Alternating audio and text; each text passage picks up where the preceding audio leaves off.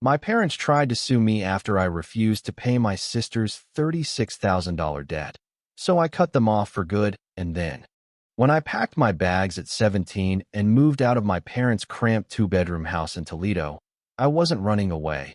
I was cutting a cord that had been strangling me my whole life. My name's Caleb. I'm 32 now, and for the past 15 years, I've built every inch of my life without a single ounce of support from the people who claim to love me most. I worked 2 part-time jobs through trade school, fixing cassette decks in one place and hauling inventory at another, just to scrape enough money together to cover rent, tuition, and black coffee from a vending machine. Meanwhile, back home, my younger sister Whitney, who's 5 years younger than me, was treated like a damn porcelain doll who couldn't be expected to lift a finger without chipping her soul. My parents, Norma and Charles, had a hierarchy that was never spoken but always enforced. Whitney's every mistake was met with a sigh, a soft pat on the head, and some tired version of "she's just going through something," while any misstep I made, real or imagined, was seen as a moral failure.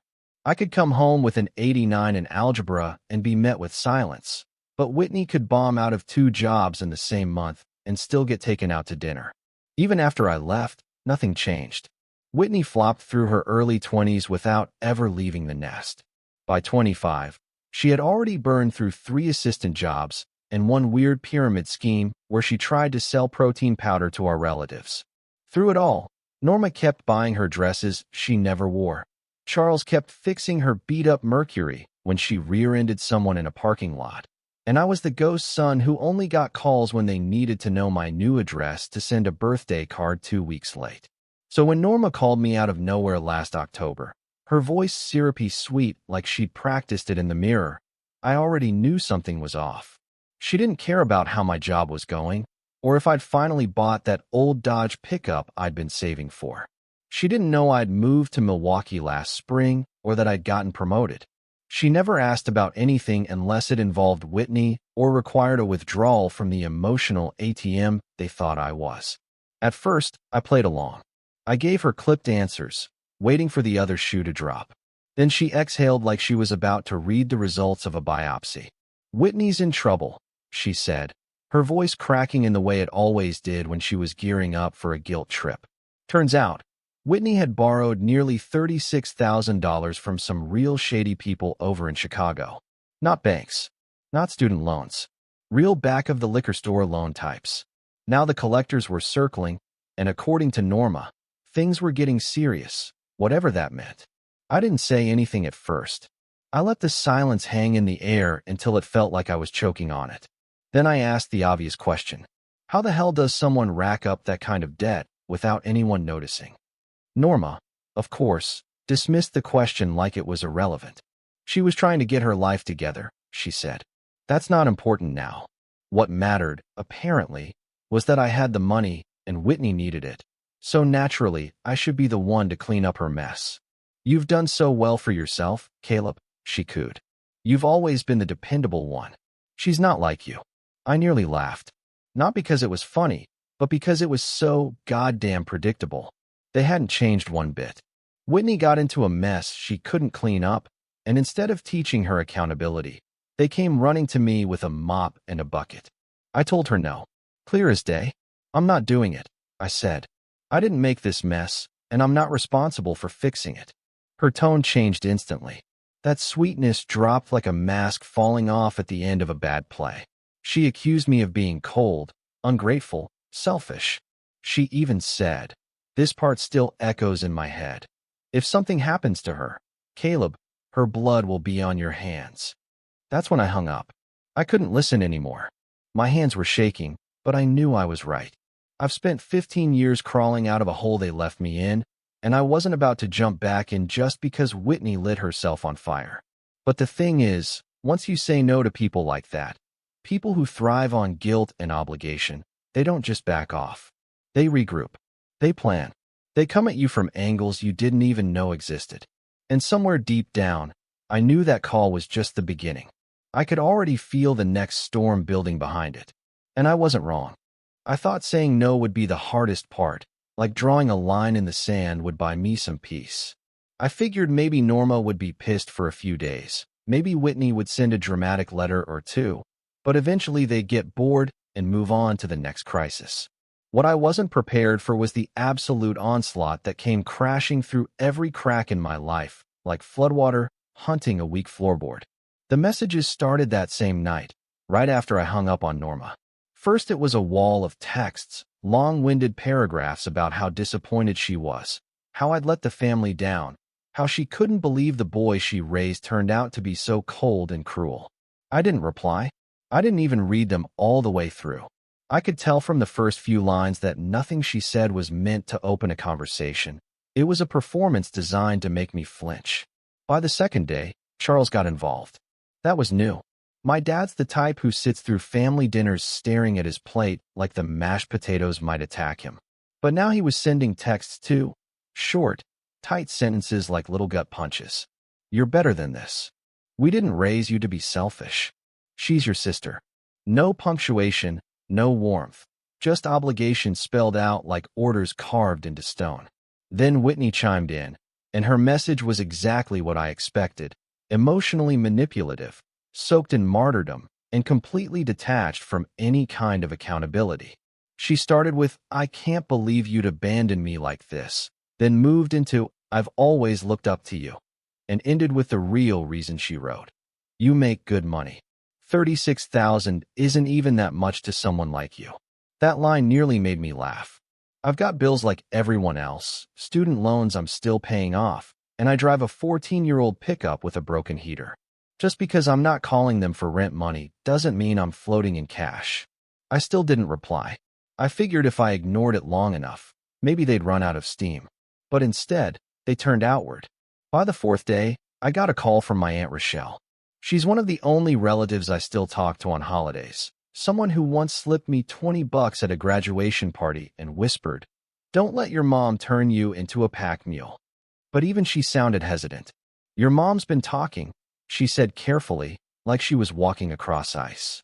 "She's saying Whitney's life's in danger, and you won't lift a finger to help." I told her the truth, laid it out without any spin. Whitney borrowed from shady people. Nobody told me until it got bad, and now they expected me to throw my savings into a fire I didn't light. Aunt Rochelle didn't argue. She said she understood, but the damage was done. Norma had already lit the match, and the smoke was spreading through the whole damn family. I started getting texts from cousins I hadn't spoken to since high school graduation. Most of them were vague. "Family comes first," or "You'll regret this later." But a few were downright nasty. One cousin, the same guy who got busted for stealing from his church bake sale, called me arrogant and said I was too proud to help blood. It was exhausting, like trying to run through a swamp while people on the shore shouted insults. I thought maybe I could ride it out, that they'd move on after a while. But then things took a turn that even I didn't see coming. One afternoon, I got a call from the bank. At first, I assumed it was a robocall or some telemarketer trying to sell me a second checking account. But the guy on the other end sounded dead serious. He said someone had attempted to access one of my accounts using fake identification. They'd flagged it because the address didn't match the one I'd given them last month. Nothing had been taken, thanks to some internal trigger, but the attempt had been real and deliberate. I hung up and just sat there staring at the wall, jaw tight, pulse hammering. There weren't many people who had both my full legal name and enough knowledge of my finances to even try something like that. Hell, even most of my coworkers didn't know where I banked. There was only one name that made any sense: Whitney. At first, I didn't want to believe it. Even after everything she'd done, it felt like too big a leap. But the timeline matched, and so did the desperation. She was drowning in debt. I'd refused to throw her a rope, and suddenly someone was trying to pick the lock on my financial life. Maybe she thought she could borrow from me, get out of trouble, and put it back before I noticed. Or maybe she didn't care what happened to me at all. I paced the living room for nearly an hour, playing out every scenario. I could ignore it, pretend the bank locked things down tight, and that nothing more would happen. Or I could call her, demand an explanation, force her to look me in the eye, and tell me she hadn't tried to rob me. Part of me wanted her to deny it. I wanted her to act horrified, to say she'd never stooped that low, to give me some sliver of hope that I hadn't been dealing with a lost cause all this time. But I knew I couldn't just sit and wait. I needed answers. So that night, after the sun dropped behind the clouds and the roads thinned out, I got in my truck and started driving toward Dayton. I didn't tell anyone where I was going. I didn't pack a bag or plan what I'd say. I just knew I couldn't let this go. I needed to see her face when I asked the question. I needed the truth, even if it wrecked whatever little piece of family I had left. I drove the whole way to Dayton with the windows cracked and my mind circling the same awful loop, like my thoughts were on a scratched record that refused to play forward. Every few miles I'd rehearse how I was going to say it, how I'd look her in the eye and ask, without yelling, without losing my mind, "Did you really try to steal from me?" But then I'd imagine her reaction, and my stomach would tighten all over again. Because deep down I already knew the answer. If it had been anyone else, I might have held on to a shadow of doubt. But this was Whitney, and Whitney didn't believe consequences applied to her. Her apartment sat on the third floor of a narrow gray building that looked like it hadn't seen a coat of paint since Nixon. The stairs creaked like they were trying to warn me away, but I kept climbing. When I knocked on her door, I half expected her not to answer. Maybe she'd pretend she wasn't home. Maybe she'd crack it open just enough to see who it was and slam it shut again. But she answered almost immediately, wearing a stretched-out sweatshirt and flannel pajama pants. Her hair tied up in a messy knot like she hadn't been out of the house in days. She didn't look surprised to see me. If anything, she looked bored, like I was a delivery guy bringing something she didn't remember ordering.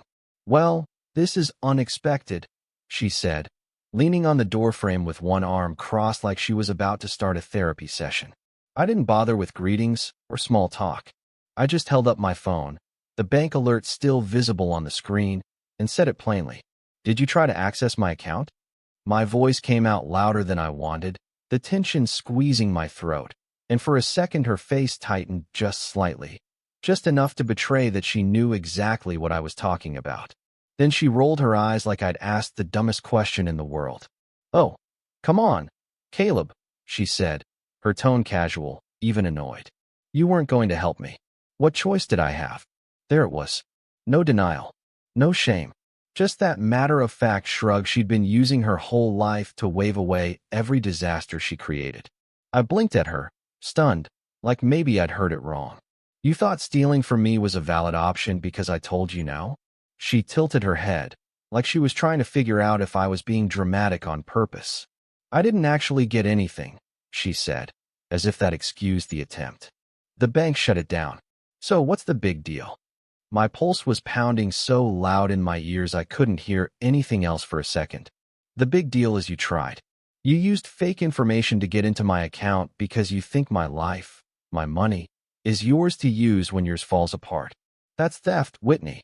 That's illegal." She shrugged again, crossing her arms.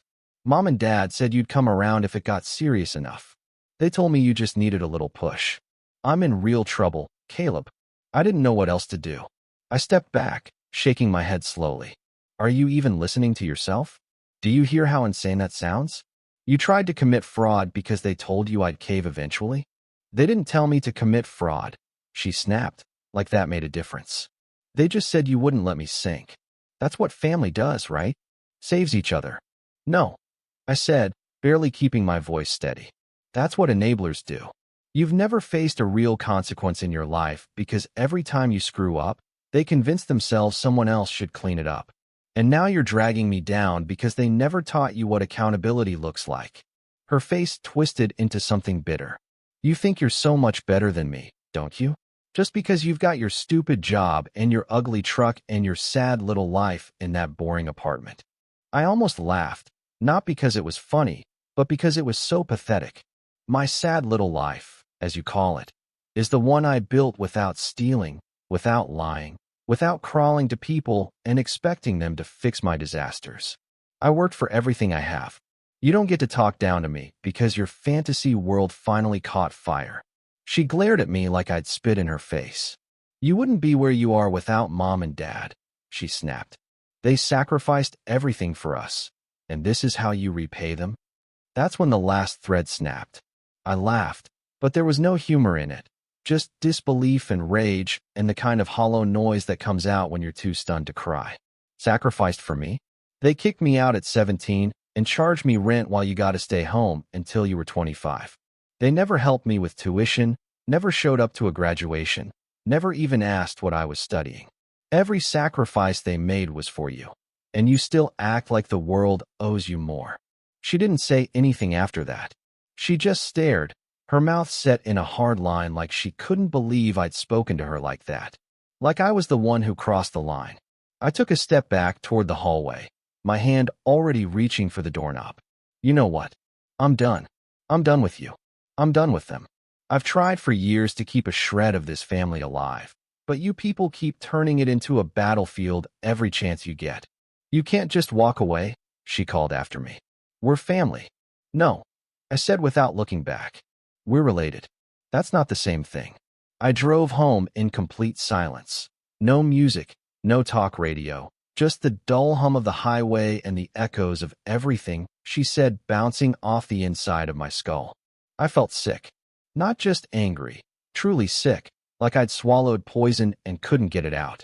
Because somewhere, deep down, some part of me still wanted to believe they were good people who just made bad choices. But now I saw them clearly. Whitney wasn't desperate. She was entitled. Norma and Charles weren't misguided. They were manipulators. And all of them saw me not as a son or brother, but as a lifeline they could pull on until I snapped. When I got home, I locked the door, sat down at the kitchen table, and made a list. I listed everything I needed to do to protect myself. Change passwords, lock down accounts, freeze my credit, call the bank again. I even called a lawyer friend from college and explained the situation. He asked a few questions and said, if she tries it again, press charges. You'd be well within your rights. That night, I didn't sleep. I lay in bed staring at the ceiling fan, the blades spinning like the gears in my brain that wouldn't shut off. I kept hearing her voice saying, what choice did I have? And my mother's warning echoing behind it. Her blood will be on your hands. But the only thing I felt now was resolve. I wasn't going to let them take one more piece of me. Not my money. Not my sanity. Not my peace. I hadn't heard anything for a few days after the confrontation, and for a second, I stupidly let myself believe maybe it was over. Maybe I'd finally said something harsh enough, something loud enough, to shut them up for good. But I should have known better. My family doesn't let go when they think they still have a shot at controlling you. They just switch tactics. They don't walk away. They regroup and come at you sideways with a brand new strategy that smells like guilt and sounds like obligation wrapped in grief. It started 1 week later when I got home from work and found my parents on my front porch. No call. No heads up. Just there, standing like ghosts I'd forgotten to bury. Norma looked furious the second I stepped out of the truck, like I'd insulted her bloodline just by existing. Charles hung back by the railing, hands in his coat pockets, eyes downcast like he'd rather be anywhere else, but somehow still managed to show up. I considered turning around and driving to a motel just to avoid this disaster, but I knew they'd be back again the next day, maybe even louder. I unlocked the door, walked past them like I hadn't seen them, and waited inside. They followed me in without asking, like they owned the place, and the second Norma crossed the threshold, she spun around and exploded. This has gone far enough, she shouted, as if the silence between us was some kind of offense. You're tearing this family apart over money that doesn't even matter to you. I stood there with my arms crossed, letting her rant, because interrupting would have just stretched the whole mess out longer. When she finally stopped to breathe, I said, we already talked about this. I said no. That hasn't changed. No, we haven't talked, she snapped. You hung up on me like a coward and let your sister suffer. You have no idea what she's going through right now. You think this is just about the money? It's about family. It's about loyalty. You don't turn your back on blood. That word, loyalty, hit a nerve I didn't even know was still raw. I took a deep breath, keeping my voice even. You want to talk about loyalty? Let's talk about charging your teenage son rent while your daughter got to live rent-free for 7 extra years. Let's talk about paying for Whitney's third career change while I was working 2 jobs to afford a bunk bed and a used laptop. Let's talk about every time I called and asked for advice, and you told me to figure it out. But when Whitney got a parking ticket, you offered to fly her to Florida to de-stress. That's loyalty. Charles finally opened his mouth, speaking with that fake calm voice he used when pretending to be rational. Do you think it was easy raising 2 kids without help? We did what we thought was best. We sacrificed a lot. No, I said, stepping forward, my chest burning now. You sacrificed for Whitney. You coddled her, protected her, paid off her screw-ups, and now that you've run out of money, you expect me to do the same. I was the sacrifice. I got pushed out and told to survive on scraps while you held her hand through every meltdown. Norma's face was bright red, veins popping in her neck like she was about to scream again, but she paused just long enough to lower her voice into something more dangerous. Do you want her to end up on the streets? Is that something you can live with? You'd just let your own sister spiral into God knows what, and be okay with it. If she ends up on the streets, I said coldly, that's because she borrowed from criminals and ignored every warning she got.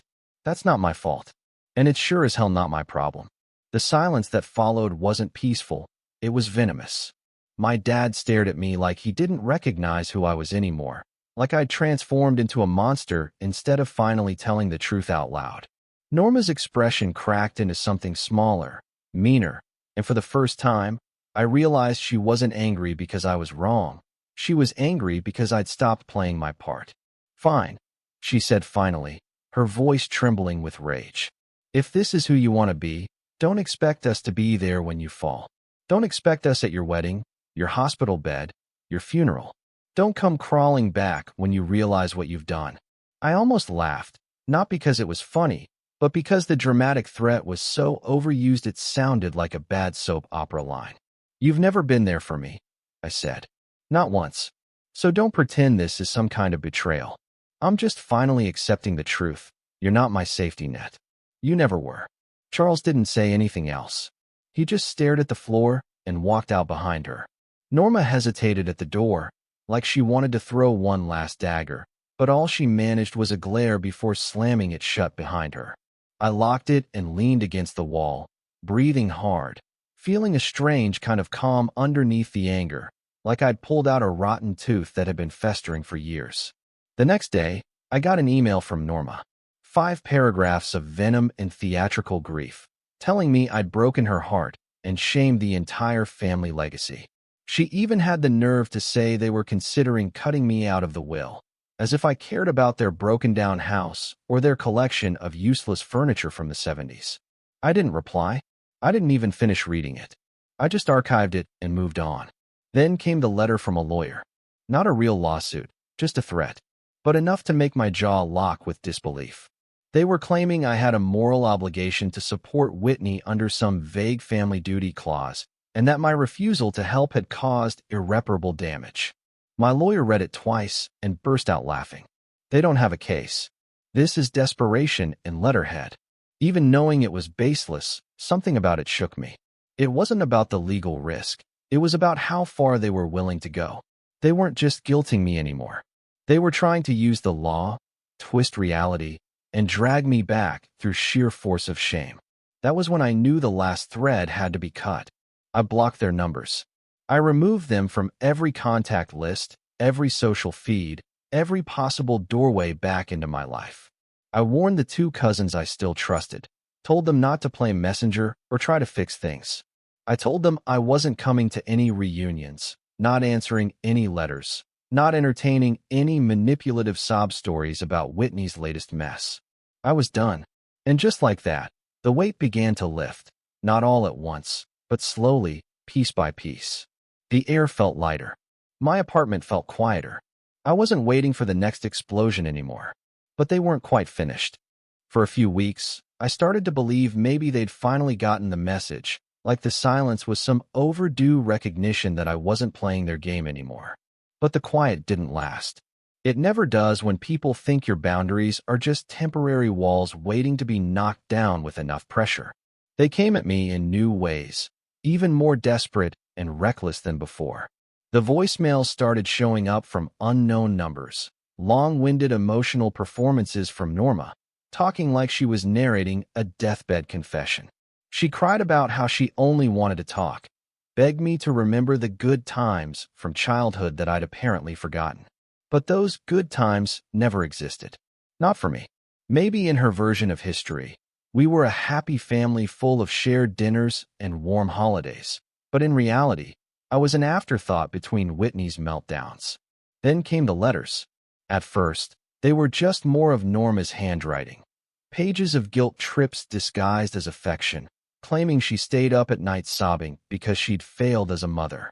Charles chimed in with shorter, colder notes accusing me of abandoning everything they taught me, calling me ungrateful for the so-called sacrifices they made. Their words tried to pin every problem on me, as if drawing a line had somehow made me the villain in their little family drama. Whitney's letter was different. It was longer, messier, and written like she was narrating her final descent into poverty. She said I'd ruined her life, that she was days away from eviction, and that she'd had to sell her car for food money. She even wrote that she'd been forced to pawn a family heirloom, one I'd never even seen before, and that I'd left her no choice but to suffer. She ended the letter with the most insulting part, a request for a small loan of $5,000, promising to repay me the second things turned around, as if I'd be stupid enough to fall for that routine again. I didn't answer. I didn't even finish reading the second page. I dropped it in the trash and moved on, just like I did with the others. But they weren't finished. Not even close. The final blow came one Thursday morning when my receptionist called my office and said, "Your mother is here, and she's making a scene." I thought I'd misheard. But no, Norma had shown up in person, stormed into the lobby, and started yelling loud enough to echo through the stairwell. She demanded to see me, accused me of destroying the family, and shouted that I had left my sister to die. Security had to escort her out while half my coworkers watched through the glass walls, too stunned to say anything. I stood at the top of the stairs, frozen, not because I didn't know what to do, but because I couldn't believe even she would go that far. That night, I contacted a real family law attorney, not the friend who gave me informal advice weeks earlier, but a professional with experience in dealing with harassment and legal boundaries. I told her everything, gave her every voicemail, every letter, and every detail from the bank fraud incident. She listened calmly, and then told me exactly what I needed to do. We drafted a formal cease and desist letter. It was sharp, clear, and direct. No more warnings, no more chances. It went to Norma, Charles, Whitney, and their lawyer. The message was simple. Contact me again, and I will pursue legal action, no exceptions. I didn't expect them to actually stop, but they did. Almost overnight, the letters stopped. The calls vanished. The silence that followed didn't feel threatening. It felt like peace. 6 months later, my life feels like it belongs to me again. The anxiety I used to carry around like a second spine is gone. I go to work without checking over my shoulder. I sleep without running arguments through my head at night. I started going out again, even reconnected with some friends I'd been too exhausted to keep up with. I even started dating someone, and when I finally told them the full story, they didn't flinch or question it. They just nodded and said, "Good. You did what you had to do." The few relatives I still talk to have mostly stopped bringing up the others, though occasionally someone will send me a message saying, "But they're still your family." Like that's supposed to be a spell that erases everything they did. My answer is always the same. Family isn't defined by blood. It's defined by behavior. And if the people who raised you can look you in the eye and ask you to destroy your life for someone else's mistakes, they're not a family, they're a weight. The last update I got about Whitney came from a cousin I hadn't heard from in years. She said Whitney had been couch hopping, working part-time at a diner, and still blaming me for every problem she had. I didn't feel bad. I didn't feel anything. That version of me, the one who carried guilt for someone else's self-destruction, is gone. If you're reading this and dealing with a toxic family, I want you to hear this from someone who spent far too long thinking they owed people their silence, their savings, and their sanity. You don't owe them anything. Not your money, not your peace, not a single ounce of your future. You're allowed to walk away. You're allowed to say no. And you're allowed to heal. For the first time in my life, I feel like I'm free.